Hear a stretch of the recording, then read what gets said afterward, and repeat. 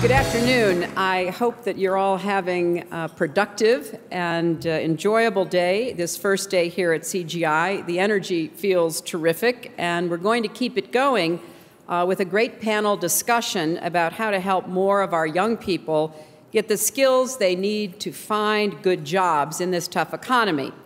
We're fortunate to have Secretary Penny Pritzker here and a top-notch group of experts, educators, and employers who will be introduced in just a few minutes.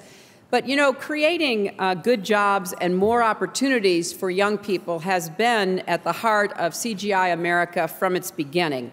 That's why, thanks to strong interest from CGI members, we created the Reconnecting Youth Working Group, which focuses specifically on those young people both out of work and out of school. It's why we supported CGI commitments like the Building Trades Unions and Youth Build USA, working together to help disadvantaged youth prepare for solid middle-class construction jobs by learning math skills, industry practices, and construction safety. At last year's CGI America, Southern New Hampshire University's College for America, the first online competency-based associate's degree program approved by the Department of Education, committed to expand its reach to help more people across the country get the skills they need.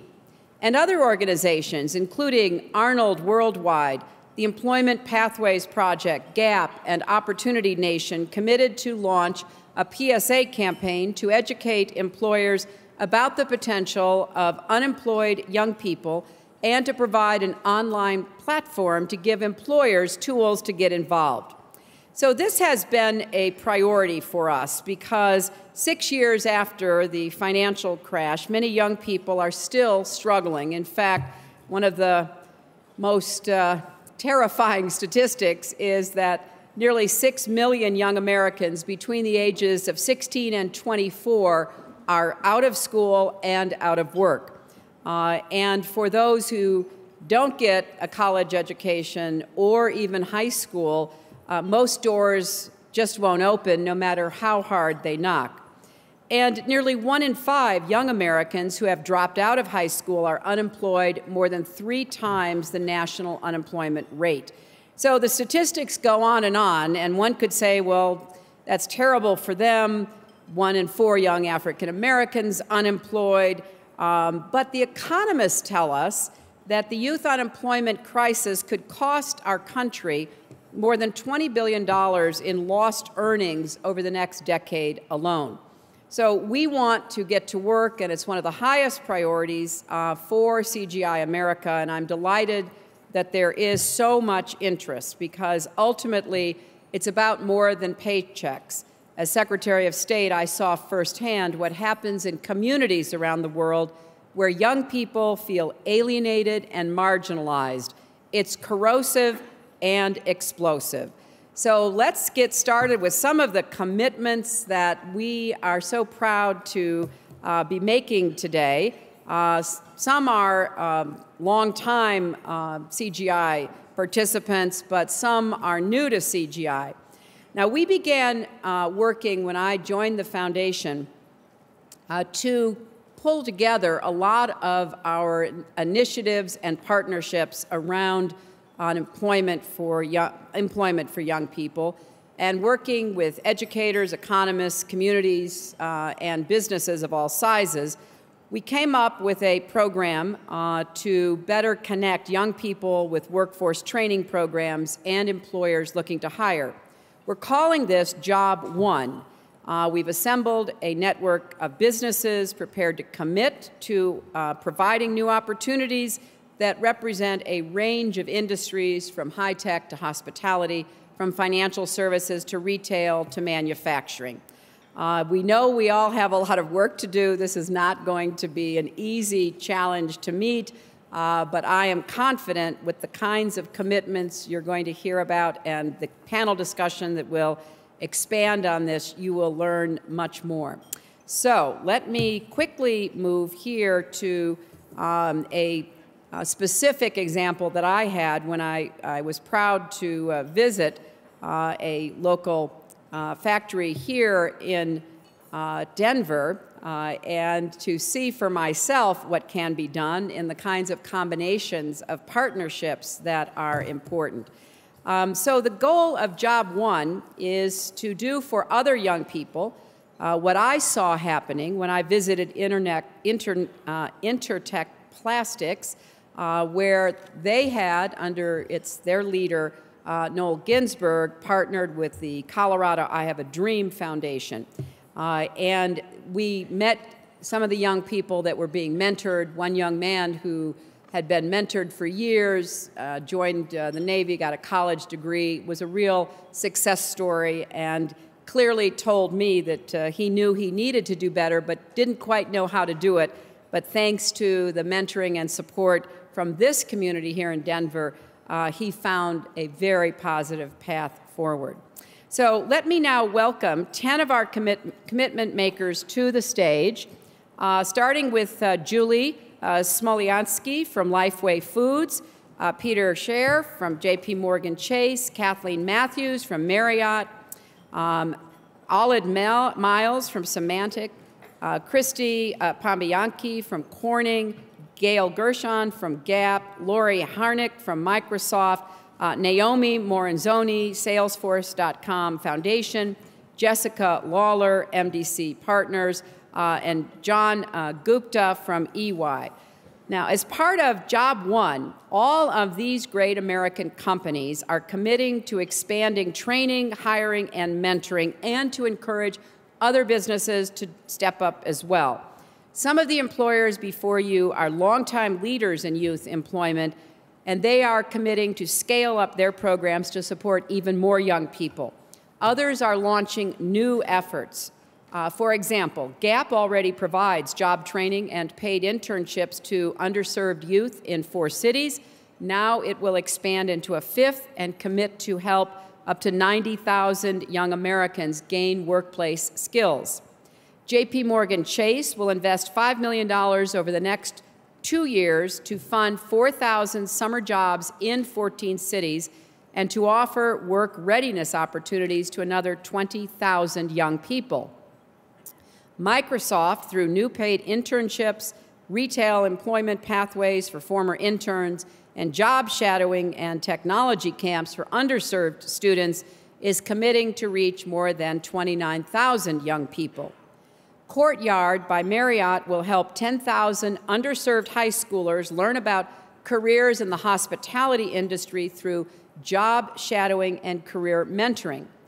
EY will expand its intensive college mentorship program for high school juniors and seniors to 4 new American cities and extend its mentoring efforts to follow students through their college careers so they graduate on time and have a chance for meaningful jobs. The Salesforce.com Foundation is committing to scale up its Biz Academy, which provides real job skill workshops and intensive mentoring to underserved youth, and plans to provide 400 paid corporate internships to at-risk youth. And Corning will pilot a 12-week workshop to teach young people the hard and soft skills they'll need to succeed in advanced manufacturing. Recognizing that cybersecurity jobs are growing fast, and many of those do not require a college degree, Symantec is committing to recruit underserved young people for a new program to gain industry certifications and meaningful internships that can lead to full-time jobs. And Lifeway Foods will recruit underserved youth for 3 to 6 month paid internships at its Chicago headquarters, match them with mentors, and give them a chance to interview for a full-time job. And finally, MDC Partners will provide 6-month paid internships across its offices to young people and give them mentorship and work experiences that will help them prepare to enter the workforce. This is a terrific list of commitments, and let's give a round of applause to all of the companies represented here.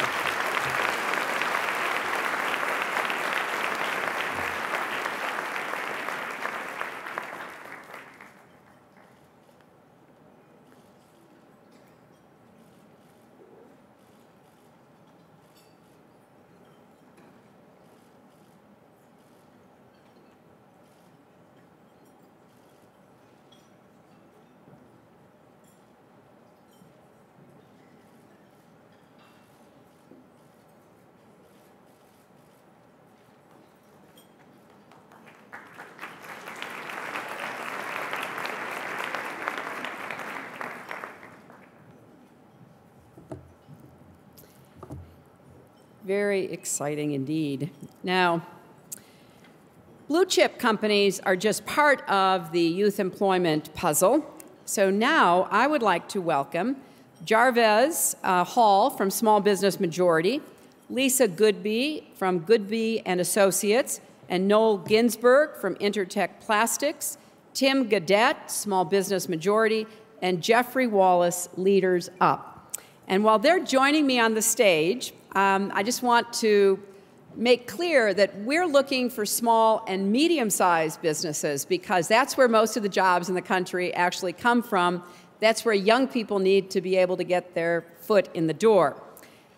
You've already heard me mention the amazing work that Noel Ginsberg and Intertech Plastics are doing, which I saw firsthand here in Denver. On that visit, I had a chance to meet with representatives from local small businesses and nonprofits interested in helping to train and empower more young people. And some of those participants from that conversation are here today to make a commitment to action.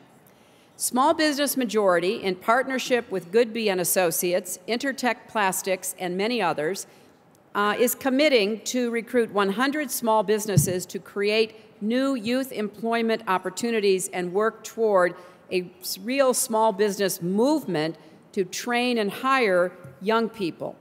I'm also delighted that Leaders Up, a new national organization, is committed to connect corporate supply chains with local nonprofits to train and hire opportunity youth. Leaders Up will be launching its work with pilot projects in the Starbucks supply network, starting with a new effort in Columbus to connect 15 young people with jobs starting next month. So again, please show our appreciation for these incredible commitments to our group here.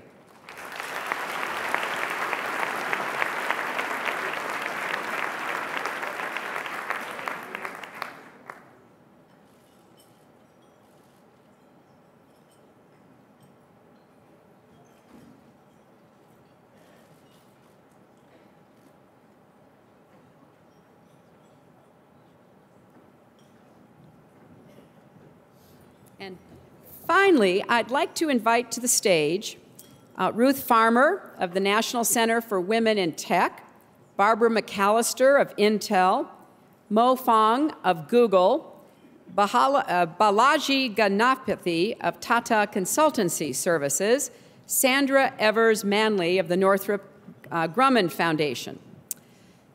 This is a related commitment that focuses on a particularly important set of opportunities for our kids, opening career paths for women and girls in science, technology, engineering, and math, the so-called STEM fields. We've seen young women's participation in these fields actually declining in recent years. Today, they represent less than 1/4 of the STEM workforce. The issue is so important to women's overall economic participation, and I was pleased that Chelsea held a conversation with 100 girls and women on improving STEM participation yesterday here in Denver as part of our No Ceilings initiative. What Chelsea heard yesterday reflects what the studies tell us about the lack of female role models and the prevalence of negative stereotypes about women in STEM.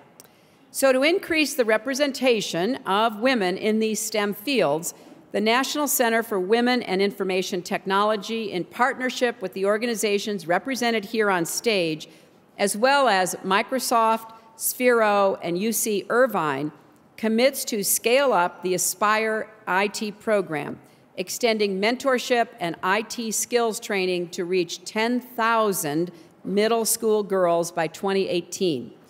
Using a near-peer approach that partners middle school girls with recent alumni mentors at the high school and college level, this program will create a pipeline into the STEM workforce that empowers and supports young women throughout their educational career.